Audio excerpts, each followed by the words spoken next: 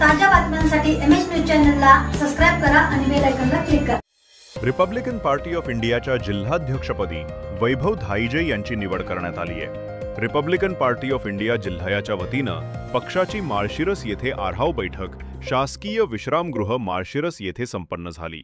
त्यावेळी नूतन जिल्हाध्यक्षपदी वैभव भैयासाहेब धाईजे यांची निवड महाराष्ट्र प्रदेश अध्यक्ष यांच्या हस्ते करण्यात आली। बैठकीच्या अध्यक्षपदी रिपब्लिकन पार्टी ऑफ इंडिया पक्षाचे महाराष्ट्र राज्य प्रदेश अध्यक्ष जकाप्पा अण्णा कांबळे हे होते। त्यांचा सत्कार श्रीकांत नानासाहेब सावंत यांच्या हस्ते करण्यात आला। नूतन जिल्हाध्यक्ष वैभव भैयासाहेब धाईजे यांची निवड करून पत्र देण्यात आले। यावेळी महाराष्ट्र प्रदेश अध्यक्ष जकाप्पा कांबळे यांनी जिल्हाध्यक्ष यांना पुढील कार्य शुभेच्छा दिल्या।